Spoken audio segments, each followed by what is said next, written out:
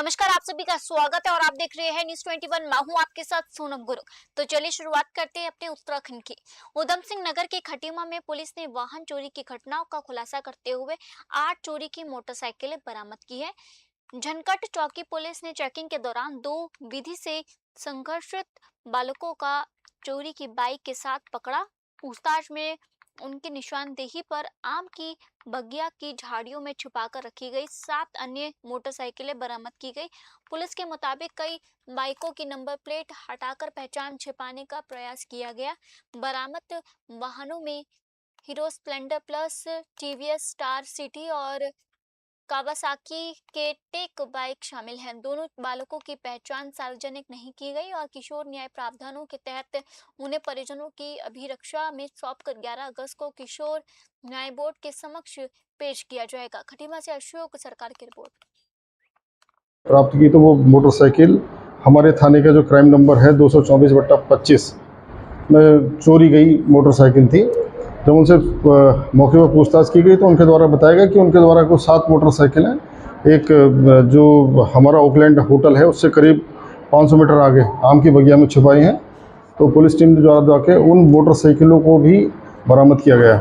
इस प्रकार हम पुलिस टीम द्वारा कुल करीब 8 मोटरसाइकिल हम लोगों ने इसमें बरामद की गई हैं और इनके संबंध में भी जानकारी प्राप्त की जा रही है। अभी देखिए, जो हम उनसे प्रारंभिक पूछताछ की गई उसमें कुछ तथ्य प्रकाश में आए हैं, उसके हिसाब से जांच की जाएगी। अगर किसी अन्य की इसमें संलिप्तता पाई जाएगी उसके खिलाफ कार्रवाई की जाएगी। बढ़ते अगली खबर की। सितारगंज के शक्ति फार्म ग्राम पंचायत देवनगर में वर्ष 2026-27 की ग्राम विकास कार्य योजना तैयार करने को लेकर खुली बैठक आयोजित हुई। बैठक में पंचायत प्रतिनिधियों, अधिकारियों और बड़ी संख्या में ग्रामीणों ने हिस्सा लिया। ग्रामीणों ने सड़क, नाली, पेयजल, स्वच्छता, स्ट्रीट लाइट, जल निकासी और सार्वजनिक स्थलों के विकास से जुड़ी समस्याएं प्रमुखता से उठाई। साथ ही विकास कार्यों को प्राथमिकता के आधार पर कराने की मांग रखी। ग्राम पंचायत विकास अधिकारी ने ग्रामीणों के सुझाव और शिकायतें रजिस्टर में दर्ज कराते हुए उन्हें आगामी कार्य योजना में शामिल करने का आश्वासन दिया। बैठक में जन सहभागिता के जरिए गांव के समग्र विकास पर जोर दिया गया। सितारगंज से मनोज हालदार की रिपोर्ट। नमस्कार, मैं ग्राम प्रधान संजीता राय, ग्राम पंचायत देवनगर में आज खुली बैठक का आयोजन किया गया था, जिसमें उपस्थित सभी सभासद, उप प्रधान, ब्लॉक प्रमुख, ज्येष्ठ ब्लॉक प्रमुख मीना सरकार और उप प्रधान अंजना सरदार जी उपस्थित रहे। सारे ग्रामवासी उपस्थित रहे। आज की बैठक में 2026-27 की कार्य योजना के बारे में बताया गया है, जिसमें पेंशन, विधवा पेंशन, राशन कार्ड, विकलांग पेंशन, नाली निर्माण का काम और साफ सफाई के बारे में, और नशा मुक्त, हमारे देवनगर को नशा मुक्त बनाना आवश्यक है। बढ़ते अगली खबर की। खटीमा के एकलव्य मॉडल आवासीय विद्यालय में भोजन, पानी, बिजली और शिक्षा व्यवस्था को लेकर उठे सवालों के बाद राणा थारू परिषद ने मंगलवार को विकास भवन में बैठक की। परिषद ने विद्यालय की व्यवस्थाओं की निगरानी के लिए 5 सदस्यीय समिति गठित करने का निर्णय लिया। परिषद ने समाज कल्याण विभाग से समिति को सप्ताह में कम से कम 1 दिन विद्यालय का निरीक्षण करने और बिना पूर्व सूचना औचक जांच की अनुमति देने की मांग की। परिषद का कहना है कि इससे बच्चों को मिल रही सुविधाओं की वास्तविक स्थिति सामने आएगी। परिषद पद अधिकारियों ने व्यवस्थाओं में लापरवाही मिलने पर संबंधित जिम्मेदारों पर कार्रवाई की मांग की। वहीं प्रशासन की ओर से विद्यालय में 20 किलोवाट का सोलर प्लांट लगाने का आश्वासन दिए जाने की बात कही गई। उधम सिंह नगर से अशोक सरकार की रिपोर्ट। जो कल की घटना घटी है अगले विद्यालय में, जो मामला हुआ है वो वास्तव में खेदजनक है।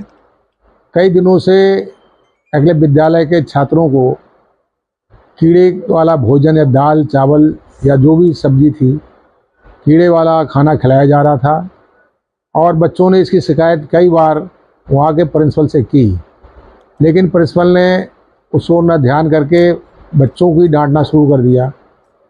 और जब ये मामला बहुत आगे बढ़ गया, बच्चे मानवर, मैं तो इसमें ये कहूँगा कि जो हमारे एकलव्य विद्यालय में जो गतिविधियां चल रही हैं, जिस तरह से आपने कहा कि खाने में कीड़े और वो, वास्तव में हम जनजाति को जन क्या समझती है सरकार, चाहे कोई सी भी सरकार हो, कि उनके जो मातहत हैं कर्मचारी, जो प्रशासनिक अधिकारी हैं, वो इस तरह का खाना खिला जैसे कि मैं इस वक्त थारू परिषद की विधिक सलाहकार की हैसियत से बात कर रही हूँ मीडिया बंधु से। यहाँ पर एक तो जो भी दोषी हैं, चाहे वो भोजन को लेके बात की जाए, तो जिस तरह से इन्होंने गुणवत्ता विहीन भोजन दिया हमारे बच्चों को। सर्वप्रथम तो मैं मीडिया का बहुत आभार व्यक्त करता हूं कि बहुत दिनों बाद मुझे ऐसा लगा कि मीडिया के लोग हमारे थारू परिषद में की बैठक में आए और हमारे समाज की समस्याओं को सरकार या शासन में उजागर करने के लिए आपका बहुत सहयोग रहा। इसके लिए सबसे पहले मैं धन्यवाद करता हूं आप मीडिया प्रभारी लोगों का, मीडिया के लोगों का। दूसरी बात अगर कहें एकलव्य स्कूल के बारे में, 3 दिन पहले मेरे संज्ञान में बढ़ते अगली खबर की ओर। डोईवाला विधानसभा क्षेत्र के धनियाड़ी में जंगली हाथी के हमले से अंजलि गुप्ता की मौत के बाद मंगलवार को ग्रामीणों का आक्रोश फूट पड़ा। सैकड़ों ग्रामीणों ने धनियाड़ी एयरपोर्ट राष्ट्रीय राजमार्ग जाम कर प्रदर्शन किया। प्रदर्शनकारियों ने वन विभाग पर लापरवाही का आरोप लगाते हुए जंगली हाथी को 48 घंटे में रेस्क्यू कर सुरक्षित क्षेत्र में भेजने की मांग की है। इसके साथ ही पीड़ित परिवार के एक सदस्य को सरकारी नौकरी, उचित मुआवजा, प्रभावित गांवों में सोलर फेंसिंग और स्थायी सुरक्षा व्यवस्था की मांग उठाई गई। वन विभाग के रेंजर और वरिष्ठ अधिकारियों से वार्ता के बाद धरना समाप्त हुआ। अधिकारियों ने बुधवार को डीएफओ से ग्रामीणों की वार्ता कराने का आश्वासन दिया। डोईवाला से आशीष यादव की रिपोर्ट। खटीमा के एकलव्य मॉडल आवासीय विद्यालय में बच्चों के भोजन और अन्य व्यवस्थाओं को लेकर उठे सवालों के बाद मुख्यमंत्री पुष्कर सिंह धामी के निर्देश पर प्रशासन हरकत में आया। मंगलवार को समाज कल्याण विभाग समेत जिले के अधिकारियों ने विद्यालय पहुंचकर रसोई घर, स्टोर रूम और राशन के स्टॉक का निरीक्षण किया। अधिकारियों ने कर्मचारियों को व्यवस्थाओं में लापरवाही नहीं बरतने के निर्देश दिए और कहा कि अनियमितताएं मिलने पर जिम्मेदारों के खिलाफ कड़ी कार्रवाई होगी। सांसद प्रतिनिधि रविंद्र सिंह कराड़ा ने भोजन व्यवस्था के ठेकेदार की भूमिका की जांच की बात कही। वहीं विद्यालय की साफ सफाई बेहतर करने के लिए ब्लॉक प्रमुख की ओर से 40 डस्टबिन उपलब्ध कराए गए। उधम सिंह नगर से अशोक सरकाई की रिपोर्ट। देखिए, जो कल का प्रकरण है वो संज्ञान में भी आया है और हमारे उच्च अधिकारियों के संज्ञान में भी है, तो इसलिए इसमें जो भी बच्चों की मांगे हैं या जो भी यहाँ पे व्यवस्थाएं की जानी है नियमानुसार उसमें कार्रवाई की जा रही है और जल्दी ही आपको यहाँ पे उसका जो परिवर्तन देखने को भी मिलेगा। तो देखिए, अभी वो ही चेक करने यहाँ पे आए हैं एक बार अभी रिपोर्ट भेज देंगे हम कर्मचारी।